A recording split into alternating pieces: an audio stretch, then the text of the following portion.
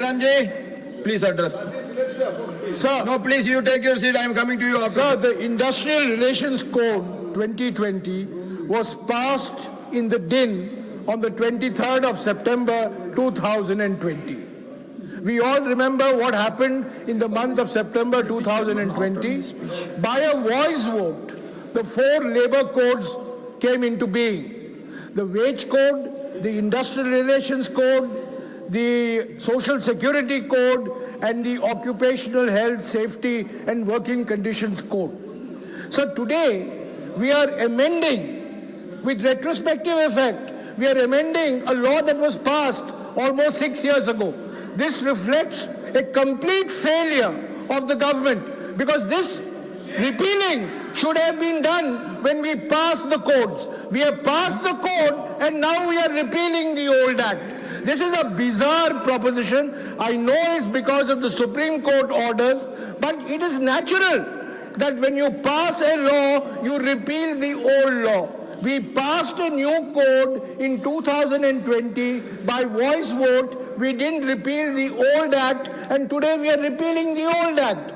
So I just want to say that these labor codes were passed without discussion in the Indian Labour Conference. The Standing Committee on Labour, which was headed by a BJP MP, has pointed out that these codes were passed without the Indian Labour Conference being called since 2015. The most significant change that this code is brought about, the amendments that we are discussing today, is that we are going to enable ease of firing. So there is no ease of hiring, but we are increasing the ease of firing. That is what we are doing with these amendments. What we are doing is weakening collective bargaining. We are weakening the role and power of trade unions. Even the Bharatiya Mazdoor Sangh has objected to this Industrial Relations Code. So, sir, without saying anything further, because you have given me only 3 minutes, I will just say that this is inevitable that we have to pass this bill, but this bill, the fact that this bill has been brought today, reflects very poorly on the government.